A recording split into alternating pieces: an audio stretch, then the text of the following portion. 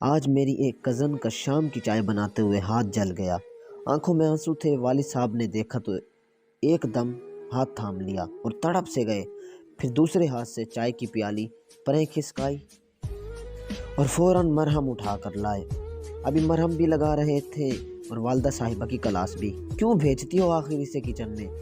1000 بار کہا ہے کہ اس سے کوئی کام نہ کرایا کرو۔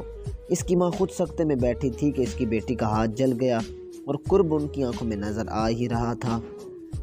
ماں کہنے لگی میں کہاں خوشی سے بھیجتی ہوں، مگر کل کو اس کی شادی ہونی ہے، لوگ کیا کہیں گے، ماں نے کچھ سکھایا نہیں؟ اس کی ماں بہت دکھی لہجے میں وضاحت دے رہی تھی۔ والد صاحب کہنے لگے ہاں تو کہتے رہیں، لوگ جو ان کو کہنا ہے، مگر اب یہ کچن میں نہیں جائے گی۔ والد صاحب نے اپنی بیٹی کو بے ساختہ گلے لگایا اور اماں کو بھی وارن کر دیا۔ بیٹی کو خوش ہونا چاہیے تھا مگر نہیں ہوئی۔ وہ بس اماں کے ہاتھ دیکھ رہی تھی جن کے انگوٹھے سبزیاں کاٹ کر نشان زدہ ہو گئے تھے۔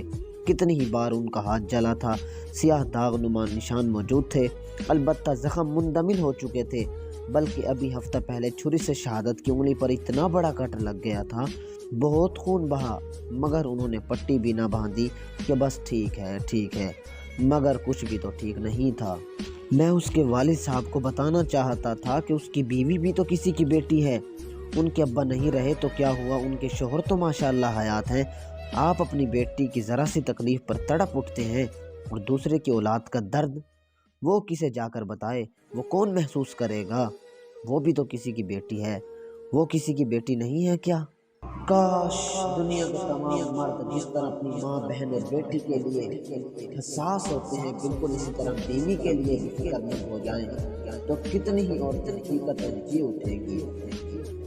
یاد رکھنا دوستو، اگر آج آپ نے دنیا میں اپنی بیوی پر ظلم کیا تو کل قیامت میں ایک عدالت بھی لگنی ہے، وہاں پر پھر بیوی آپ سے حساب لے گی۔